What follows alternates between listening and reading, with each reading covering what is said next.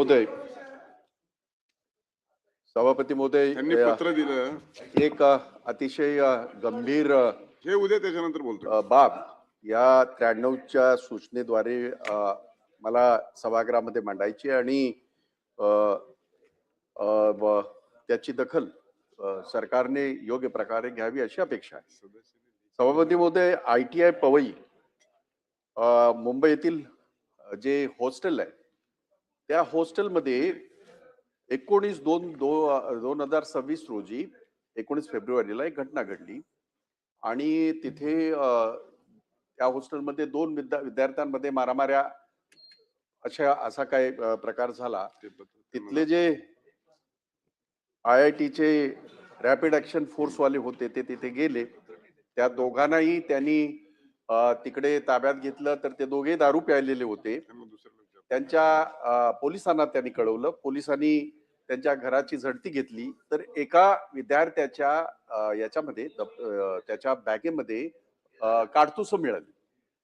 आता प्रश्न असा निर्माण होतो, IIT जसं एवढं प्रेस्टिजियस ह्या ज्या सगळ्या संस्था आहेत आजही त्याची विश्वासार्हता आहे आणि ज्या पद्धतीने हे ज्या विद्यार्थ्याच्या बॅगेमध्ये हे काडतुसं सापडलेले आहेत, पोलिसांनी गुन्हा दाखल केला हे बरोबर आहे.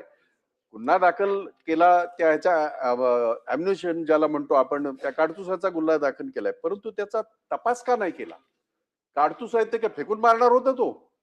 काडतूस आहेत, मग त्याच्या मुळाशी काय जाण्याचं कारण? आणि त्या विद्यार्थ्याचा जेव्हा चौकशी झाली तेव्हा तो बिहार मधल्या एका गावामध्ये, विशिष्ट गावामध्ये त्याचे संबंध असल्याचे कळले. आता 2 प्रश्न याच्यातनं निर्माण होतात ते असे की आपल्याला हे माहिती आहे अनेक ह्या जे हॉस्टेल असतात तिथे बाहेरची सगळे असे गुंड प्रवृत्तीची मुलं माणसं अनेक वेळेला सापडलेली आहेत.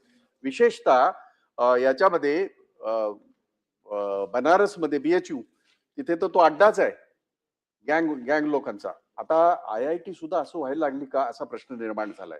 आणि म्हणून ही जी काडतुसं ज्या विद्यार्थ्याच्या याच्यामध्ये मिळालेली आहे आणि तो थेट बिहारचा आहे आणि त्याचा संबंध तिथल्या कुठल्या गँगशी आहे का, आणि त्या काडतुसं ते कशासाठी त्याने त्या ह्याच्यामध्ये ठेवली?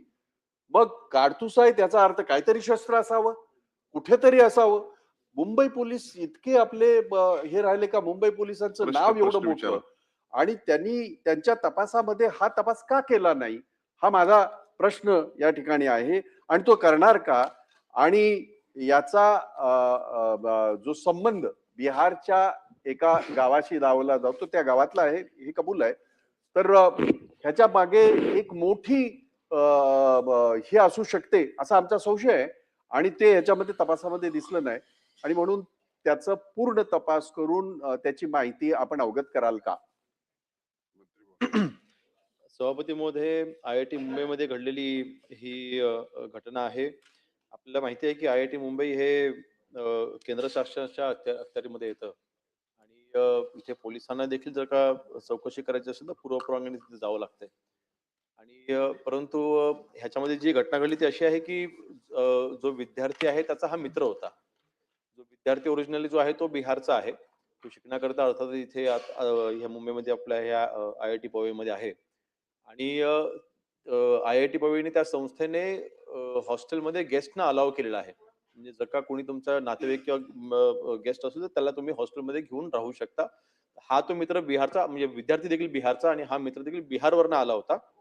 आणि त्याच्या बॅगेमध्ये ही काडतुसं सापडली ही देखील वस्तुस्थिती आहे. पण तपास पूर्ण केला नाही असं बाब नाहीये. तपास आपण पूर्णपणे केलेला आहे. जी काडतुसं सापडली ही कुठून त्यांनी आणली, ही त्यांनी बिहारवरनं आणली होती. बिहारवरनं जिकडनं त्याने आणली होती त्या व्यक्तीला देखील अटक केलेली आहे. आणि त्यांनी ज्याच्याकडनं त्यांनी विकत घेतली त्याला देखील आपण अटक केलेली आहे. त्यामुळे ह्याची पूर्ण चेन आहे ही आपण शोधलेली आहे आणि शेवटच्या व्यक्तीपर्यंत पोहोचून आपण त्या व्यक्तीला देखील आपण ह्याच्यामध्ये अटक केली, म्हणजे त्याच्यावरती आपण कारवाई केलेली आहे. त्याचा उद्देश ह्याचा मागचा काय होता ती चौकशी सध्या अजून चालू आहे आणि ती एन्क्वायरी अजून चालू आहे. परंतु ह्याच्या मुळापर्यंत मुंबई पोलीस गेलेले आहे आणि त्या व्यक्तीला आपण अटक देखील केलेली आहे. लक्षवेधी क्रमांक त्या उत्तरामध्ये दिलंय ते सगळं. परंतु एक गोष्ट आपण कबूल केली ज्याची भीती मी व्यक्त केली सुरुवातीला की IIT विभागाने त्यांचे घरचे असतील किंवा कुणाला तरी त्यांच्या चालेल. त्या रूम मध्ये अलाउ जर केलं असेल, परंतु ती व्यक्ती असामाजिक तत्व जर असेल तर ती गंभीर आहे. जरी हे केंद्राच्या ह्याच्यात असलं तरी आपल्याला ते अधिकार आहेतच ना. एखादी अयोग्य गोष्ट जर समजा IIT मध्ये घडत असेल तर आपल्या पोलिसांना अधिकार आहेतच ना. का मर्डर झाल्यावर जाणार आहेत ते फक्त पंचनामा करायला तर नाही. आणि म्हणून आपण त्या गोष्टीचं मी कौतुकच केलंय की त्याच्या थेट बिहारच्या गावामध्ये जाऊन तिथपर्यंत आपण ते खोदकाम केलं. पण काडतूस कशासाठी? तो कोणाला सप्लाय करण्यासाठी आणलं होतं का? त्याने काय तो हाताने फेकून मारणार होता का? मग काडतूस जर आहेत, जिवंत काडतूस मिळालेले, तर कुठचं शस्त्र वापरलं जाणार आहे वगैरे ही सुद्धा तपासाचा मेन गाभा असला पाहिजे. नुसती काडतूस मिळाली, त्याचा पंचनामा केला, तिथून त्याला उचललं असं न होता तर ते आपण करणार का? आणि ती माहिती सभागृहापुढे आणणार का? की होय. सभापती महोदय, मी मगाशीच म्हटलं तपास चालू आहे. त्या होय, म्हणून सांगितलंय तपासामध्ये तुम्ही. सन्माननीय सदस्यांना ज्या शंका आहेत नक्कीच त्या दृष्टीने देखील तपास हा भाई करण्यात येईल. जगतापांनी जे आणि त्याची प्रश्न माहिती अवगत उपस्थित करण्यात केले येईल. त्याचं उत्तर आपल्याकडून होय अगोदरच आलंय पहिल्या प्रश्नात.